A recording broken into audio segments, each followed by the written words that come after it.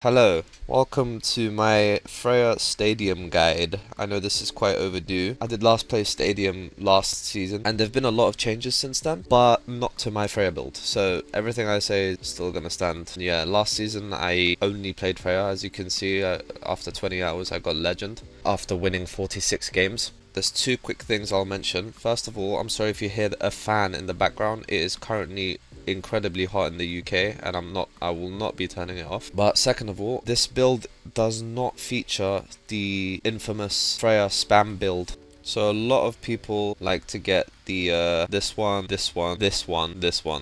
build right here.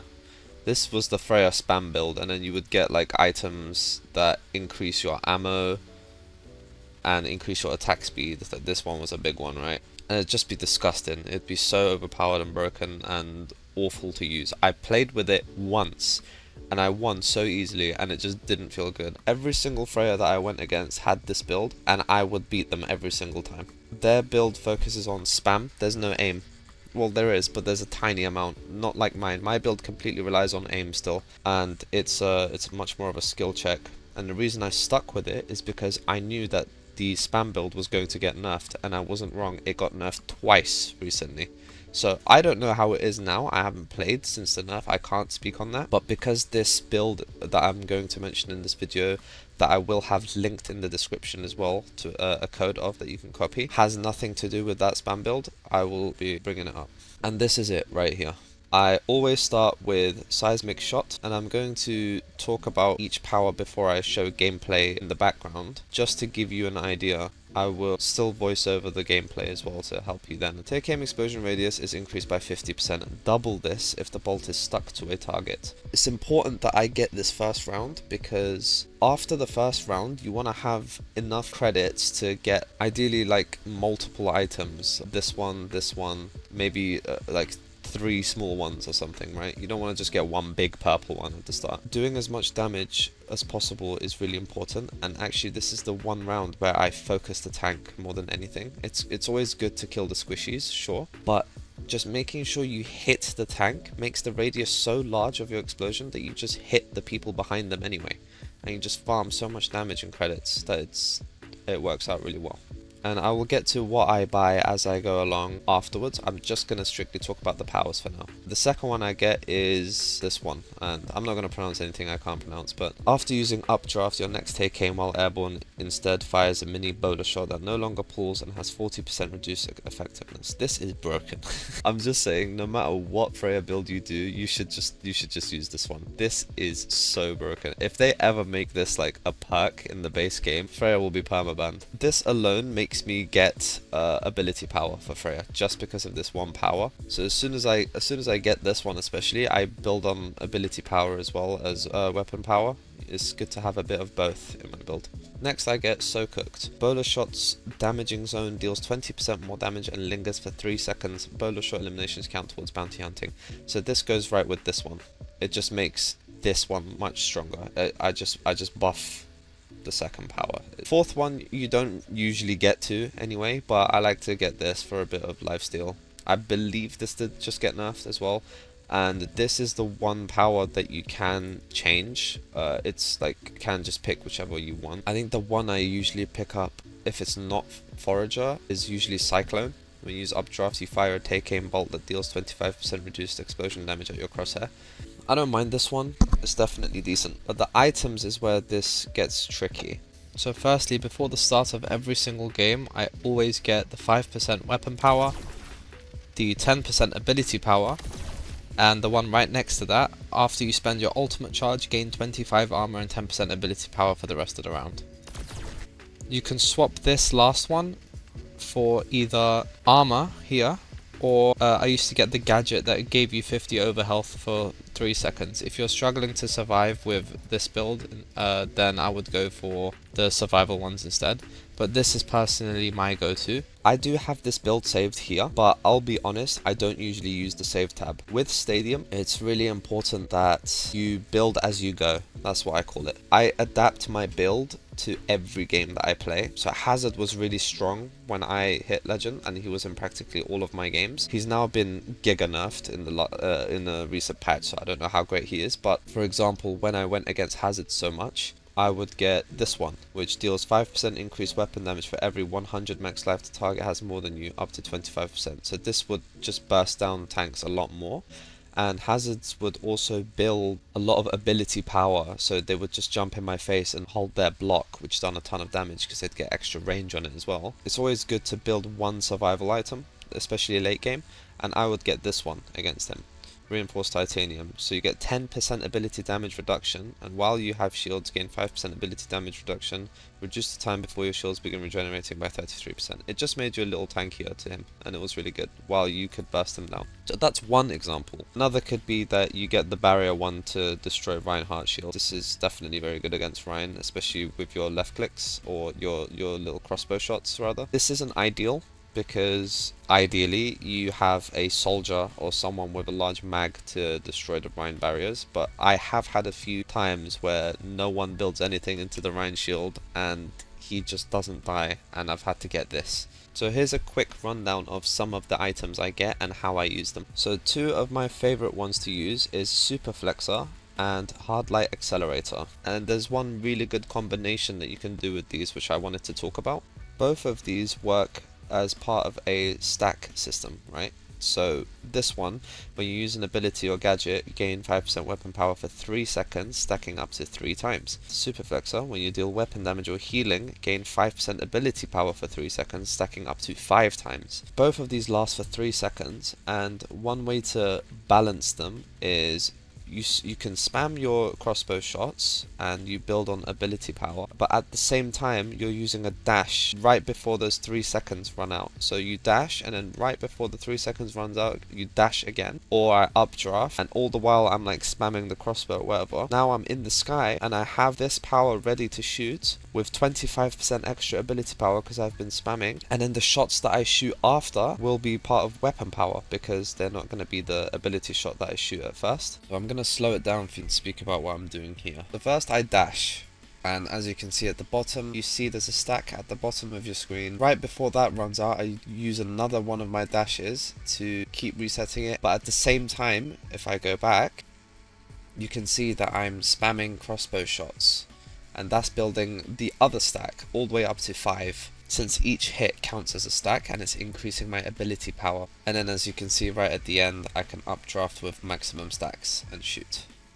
I realize this does sound really complicated to combine both at the start, so just practice with one of these first. So this is the example where I only have Hard Light Accelerator, where I'm just dashing every 3 seconds from spawn, so my first updraft when I peak is essentially the most powerful form the updraft can be. I do also just in general try to keep these stacks up anyway. Like I will just be using my dashes or gadgets or updrafts to not only stay in the sky but keep those stacks up as much as I can while still maintaining cooldowns. This is a very difficult balance because you don't want to use all your abilities trying to get stacks and then you have no escapes. So that balance comes with game time for sure. Now something to help with this, because that's a lot of balancing, right, is jet skates. This is my favorite gadget for Freya. There's only one other gadget that I use with her, which I will get to because it's a lot more situational. But this gives you a short dash, weapon power and ability power, and as I've said, I like to balance both. But the most important thing is that this dash counts for using an ability or a gadget. So you don't actually have to use one of your normal regular dashes to reset your shot. You can save that for the combination afterwards by just using the gadget instead. Now, the only other gadget that I would usually get, this one, Necrotic Repellent. So when you use this, you knock back, hinder, and slow all enemies within 8 meters for 1 second, and it gives you 50 armor and 5% cooldown reduction. Now, this is best if you're struggling against any sort of dive. So again, against Hazard this was good, but this is mostly used for Tracer and Genji. For me, I can deal with Tracers and Genjis quite well, but sometimes you go against really good ones and they work around your workarounds. So having them in your face and just being able to press a button, be able to kill them, is very strong. I do have a few Stadium Freya videos from back when I hit Legend. I'll put a link to those in the description, but I wanted to show some of the clips in those videos and explain my thought process behind it, what I picked and how I adapted to that environment.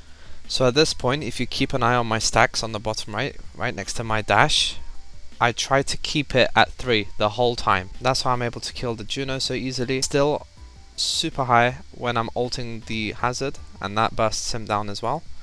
And I'm still on 3 as I'm shooting until I finally lose it, but I lose it only when we're capping the point.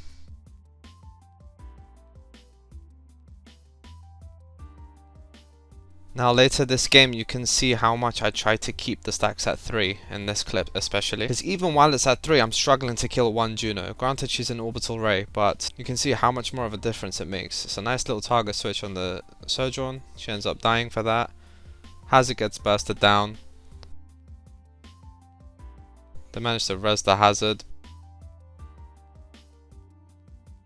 Still on 3 stacks. I only just lose it, but it's enough to kill Mercy regardless. I try to spam the Hazard down even more. I'm at max stacks here, cancel his ultimate, and we cap the point and win.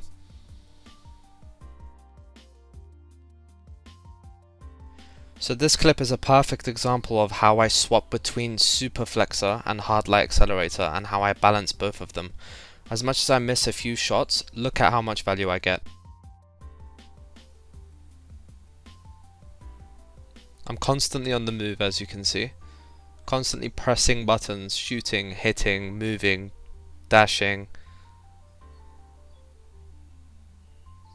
Making sure all my stacks are always up.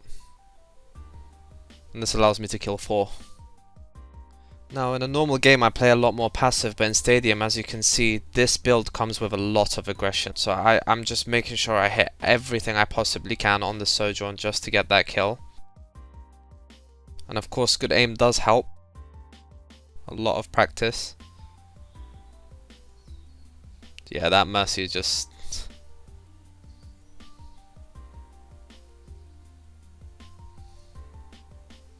And there you go. Constantly kept all the stacks up. That's another round in the bag. So in an ideal world, this will be your maximum build. I go for Hard Light Accelerator, Super Flexor, Eye of the Spider. This is a base one for most DPS. And so is the Closer. These two just provide you so much utility with weapon damage. Champion's Kit for ability power, and my dash. I say in an ideal world because most of the time you are going to have to pick some of these other things, ignoring 50% of armor's damage reduction if the enemy tank is just not killable. If you're being focused too hard and dying a lot, then this survival item is ideal. If you're against Juno, Freya, Mercy or Pharah, or just a lot of aerial targets, you can even get Aerial Distressor. Cyber Venom is here if multiple people on the enemy team seem unkillable. Usually I ignore the tank in this case and go for supports. I will updraft very aggressively, just like I did in the Sojourn in that recent clip I just showed, but I will be going for supports and using Cyber Venom to shut them down. And this one's more so mid-game if you need to be killing tanks a little easier. Now this next round honestly had so much going on and I'm so upset that we ended up losing it, but I hit probably the best Stadium clip of my life in it and I love it so much I have to play it with full audio. And I'm going to try and break it down as much as possible with subtitles instead of me speaking over it at the bottom.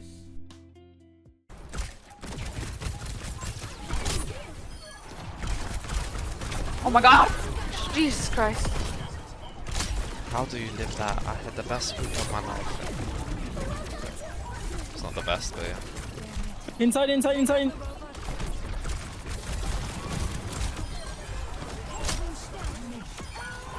Nice.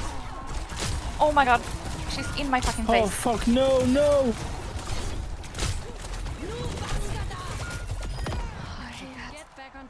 Nice! Really not! We're almost there. Get a move on. We're in the lead. Nice work. Yeah, and then we lost and I was sad and then I wanted to cry. But you get the idea. I try to stay airborne, I manage my stacks, I watch out for who can kill me when, and right here, for example, I see that the Mercy's low, so I target her.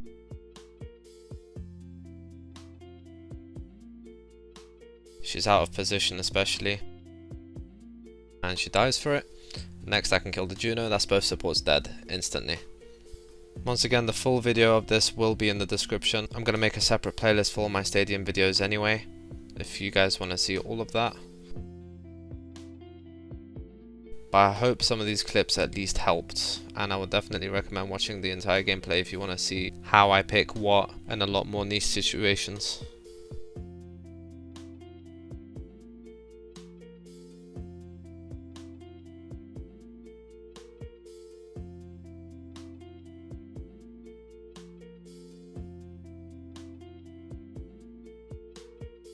But I think I proved my point well, and we can wrap this up with a nice win.